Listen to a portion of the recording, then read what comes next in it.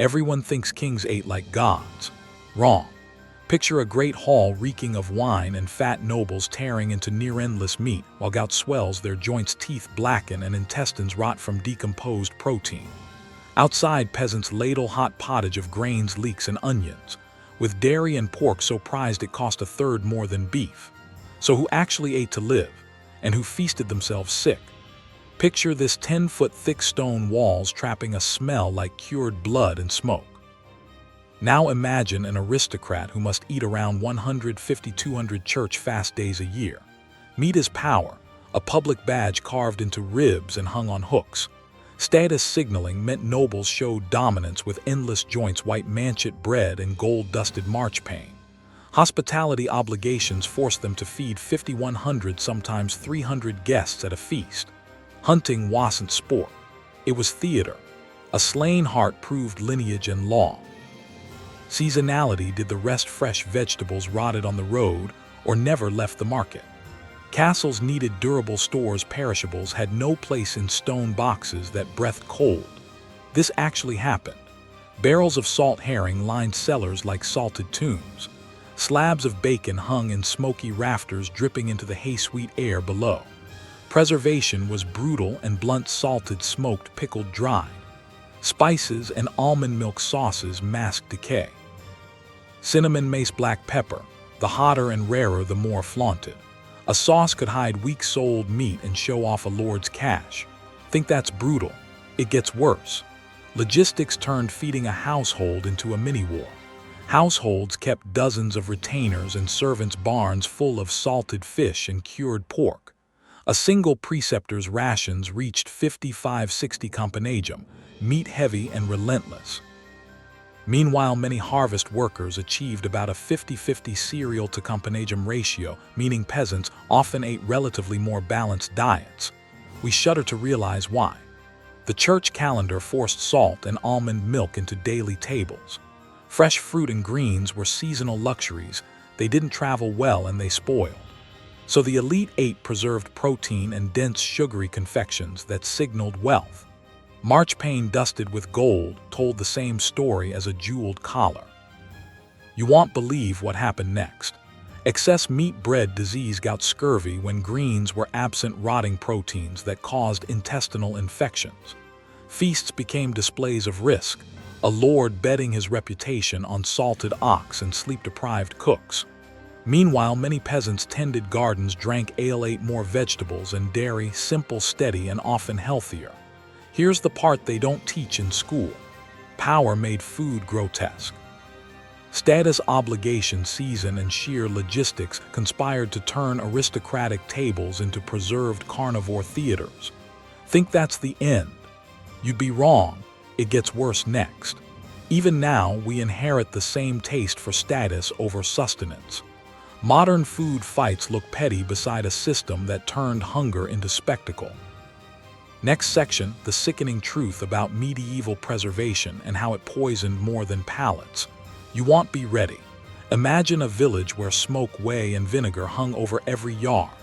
Communal ovens served dozens of homes and baked bread once a week. Peasants salted, smoked, dried, and pickled to survive. They cured meat in brine vats that smelled like the sea. Think 10-foot thick walls kept kings safe. You won't believe what happened next. Nobles shunned vegetables and feasted on white bread, wine, and meat. The result was gout, scurvy, rotten teeth, and early death. Peasant menus were often surprisingly balanced. After the 14th century, some harvest workers reached a 50-50 ratio between cereal foods and companagem. Common laborers' bread could make up 55-70 of a meal, but it came with porridge, cabbage, leeks, and ale. Ale alone might be a quart a day for many. Shelf life was a daily battle. Sourdough starters kept bread edible for weeks. Vegetables were soured with whey, ale, or vinegar and stored in brine that lasted months. Meat was salted or smoked until it tasted of ash. Cheese was their winter vault. Summer milk turned into hard cheese you could gnaw in January. Herb gardens supplied flavor and modest medicine. Pennyroyal, tansy, mint, and rue eased stomachs and hid off flavors. Women did the invisible labor, churning, salting, baking, and tending fires. Weekly baking was a communal marathon. Elite households painted over spoilage with honey spices and almond milk on fast days. Hippocras, spiced wine, warmed nobles and masked bad flavors. They made jelly and aspic to encase meat in a shimmering trap, but preservation had limits. Salt left people thirsty and salted meat could still harbor toxins. Spices did not cure rot, they only fooled the tongue. Fish shipped inland was often weeks old and as tough as boot leather. The work was brutal and constant, especially for women. While nobles paid cooks to create spectacle, peasants turned calories into survival.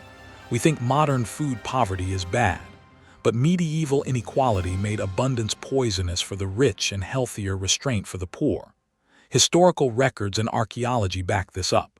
Think that's brutal? It gets worse. Peasants ate better than many kings because they preserved, shared, and worked like their lives depended on it. And the receipts are in the charters, the bakehouse rolls, and the stomachs of the skeletons we dig up. You won't believe the next level of desperation historians found.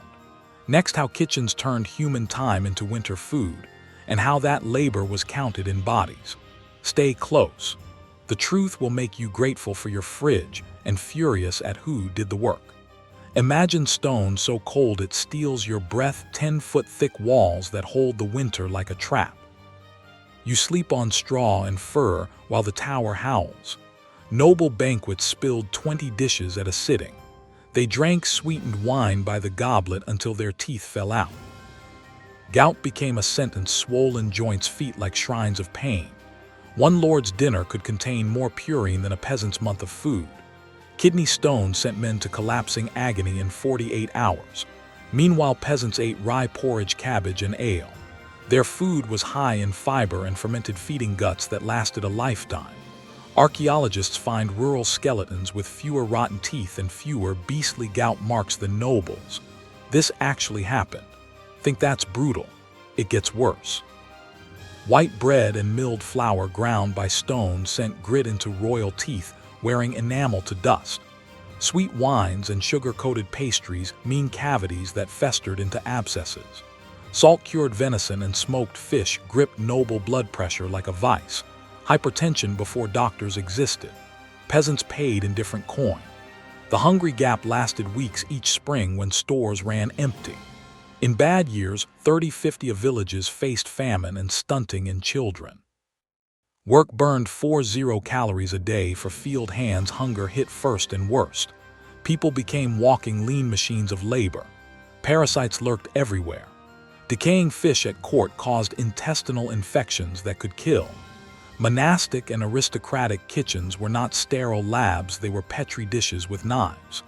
Historical records prove nobles suffered chronic indigestion, constipation, scurvy, and infections regularly. Social inequality here was literal. The banquet table made nobles fat and sick. Meanwhile, common diets supported endurance, gut health, and a resilience born of porridge and ale. But here's the twist you weren't taught in school. When harvest failed, the peasant body became the first ledgers. Families sold tools and sometimes loved ones wool for a loaf. We think modern medical bankruptcy is brutal. Medieval hunger was worse. You won't believe what happened next. Peasants who ate better in ordinary years died sooner in bad years. This is the bill that came due. Historical bones and account rolls whisper the truth. People died, regularly, horribly, and the worst is yet to come. Up to 75 of elite teeth showed erosion and abscesses in some digs. Children could be stunted by 2 inches after a bad year. A single bad harvest could cost a village 6 months of food stores. Doctors were magical thinkers. Remedies ranged from tansy to boiled juniper and charcoal. This actually happened to people we can name today. Inside the smoky great hall, nobles tore at endless roasts while gouty ankles swelled. Outside, a peasant family stirred a steaming pottage of grains, leeks, onions, and a precious strip of bacon. Who ate to live and who feasted themselves sick. Picture this: a banquet that would cost a house today. Banquets lasted days, tables groaning with swan boar and freshly killed beef. You won't believe what happened next. Nobles ate almost nothing of the staples. They shunned grains and vegetables as common and gorged on meat, white bread, and wine. The result? Gout, rotting teeth, scurvy, and heart disease spread through the elite. This actually happened. Meanwhile, outside the gate, peasants ate rye bread, porridge, cabbages, leeks, onions, cheese, and gallons of ale. Harvest workers showed a roughly 50-50 value split between cereal and meat, far more balanced than you expect. Some laborers even ate more meat and drank more ale than the urban poor. Think that's brutal? Like modern food desserts, the line between plenty and poverty was razor thin. Here's the brutal math in monastic-like rations: bread could be 25 for leaders and 55-70 for common laborers. For a preceptor, the companagum might be 55-60, meat for a laborer only 15-20. Those numbers flip diets and lifespans. Ale consumption averaged about a quart a day for many workers, a calorie-rich, safer alternative to polluted water. That liquid bread kept scurvy and infections at bay in ways a roast couldn't. We think binging is modern, but Lord staged meat orgies where decomposed proteins and bad preservation could trigger deadly intestinal infections within 48 hours in extreme cases. Historical records prove indulgence killed. You won't believe what else. As some peasants gained land and wages, they lived in better houses, wore better clothes, and ate better than before. This actually happened. People we call peasants often had more control over their diets and bodies than brittle aristocrats whose white bread habits wrecked them. Think that's brutal? It gets worse. The spectacle of feasting hid a medical catastrophe and a class blind spot. The next revelation will make you grateful for supermarkets, antibiotics, and zoning laws. Stone halls with 10-foot thick walls preserved spectacle but not health. Feasts could cost thousands. A single tournament might equal 3 years' income for a night. Up to 75 of nights ended careers ruined by debt and medical bills. The poor's simple porridge kept them alive. This actually happened. Wait for it.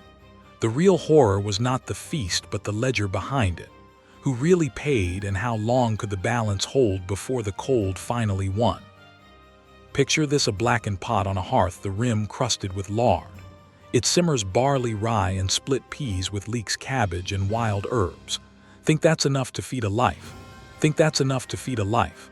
A ladle brings a mouthful of thin, tangy buttermilk. A slab of maslin bread, 2 grains mixed, is torn and used to sop. Think that bread is just fuel. Think that bread is just fuel. A cured pork rind less than a thumb wide is sliced for flavor and saved like coin. Small gardens hugged every cottage. Think that rind is a fortune tucked in skin. Think that rind is a fortune tucked in skin. Field strips were planted in a patchwork of beans, onions, turnips, and spelt. Gleaning after harvest put bruised apples and nuts into baskets. Think harvest was a convenience store. Think harvest was a ledger line. Foraging added nettles, mushrooms, and sorrel when winter loosened its grip. Dairy and pork were prized commodities, often dearer than beef at market. One rind or a ladle of milk could change the whole pot. Think scarcity is a solo battle. Think scarcity is a ledger game. This peasant pot was monotony and miracle in one. It delivered fiber and slow-burning starch. Think survival is poetry. Think survival is a math problem. Fermentation in ale and buttermilk added live cultures that steadied digestion. Seasonal greens delivered vitamin C, so scurvy was rarer than in noble banquets. Think drinking as medicine. Think medicine as a marketing gimmick. Think that's implausible. This actually happened. Archaeologists in Denmark uncovered 12th century granaries showing families subsisting on coarse barley, peas, and nettles. Proof the pot wasn't fiction. Think that was a one-off find. Think that was a single grain of truth. Historical records show working households reached a cereal to companagum ratio, near 50-50 after the 1300s, half grain, half supplement. Common laborers might eat 55-70 of their calories as bread, but that bread came with vegetables and ale. Think a loaf was a luxury. Think a loaf was a lifeboat. Ale was a daily ration, often a quart a day, a fermented safety net. Compare that to the lordly table. Think a mug of ale equals a barrel of fear. Think a mug of ale equals a barrel of fear. Nobles piled white bread, roasted meats, and wine. They shunned common vegetables and ate fat-rich meats until gout tooth rot and intestinal infections followed. Think glamour is harmless. Think glamour is a death sentence. You won't believe what happened next. Peasants doing 12, 14-hour labor days had steadier blood sugar and better gut resilience. Think modern food insecurity is brutal. Think modern insecurity is brutal, but this was engineered. They were lean but resilient. Their food economy was brutal, no luxury, but efficient. Think a simple pot could outlive a palace banquet. Think a simple pot could outlive a palace banquet. A single smallholding fed a family with strip fields, a cow for milk and a pig for winter. The math of survival was practiced daily.